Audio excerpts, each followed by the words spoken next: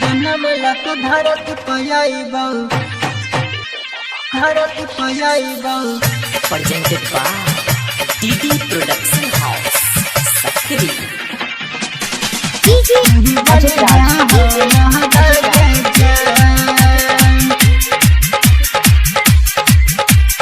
Darbhanga, Darbhanga,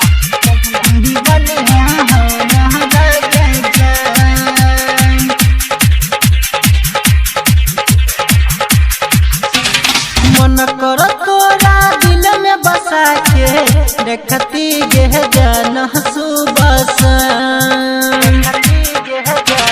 मन कर तोरा दिल में बसा के देखती गे जन सुबस। सतो जन्म लक धरती पयाइबौ तू ही बनी है हमारा के जान। सतो जन्म लक धरती पयाइबौ तू ही बनी है हमारा के जान।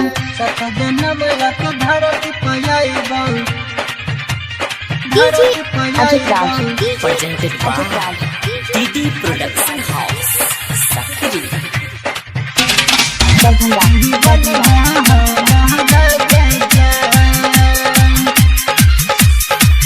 देख नखियो जे जहन तोरा एको दिन महगे तोरा एको दिन महगे जाई लगहि छै हमर पारा। रही को दिन रहै छाओ तोरे पहर जान गे हमर सुना धियान। देख नखियो जे जहन तोरा एको दिन महगे तोरा एको दिन महगे जाई लगहि छै हमर पारा। रही को दिन रहै छाओ तोरे पहर जान गे हमर सुना धियान। रात दिन रहै छियौ जान तोरे ला हम परसान। रात दिन रहै छियौ जान तोरे ला हम परसान। सतो जन्म लक धरती पयाइबौ तू ही बनी है हमारा के जान। सतो जन्म लक धरती पयाइबौ तू ही बनी है हमारा के जान। सतो जन्म लक धरती पयाइबौ DJ Ajit Raj, DJ Presented Ajit by Raj, DD Production House, Sakri. Darbhanga,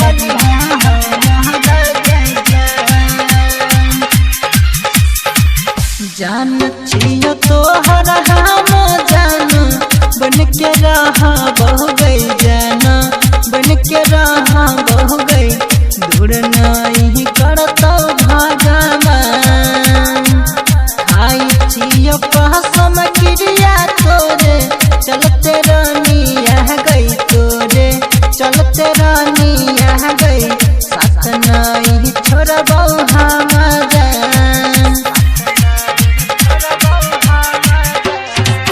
जान छियो तोहर हम जान बन के रहा बहु गई जान बन के रहा बहु गई दूर नहीं करतौ भगवान।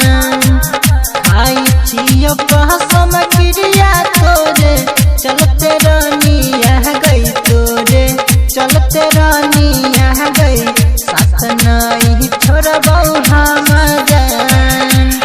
धर्मेंद्र भल पटिया कहै छौ मिलै नहीं दिल के यारा। राइटर संतोष नहीं कहै छौ मिलै नहीं दिल के यारा। सतो जन्म लक धरती पयाइबौ तू ही बनी है हमारा के जान। सतो जन्म लक धरती पयाइबौ तू ही बनी है हमारा के जान।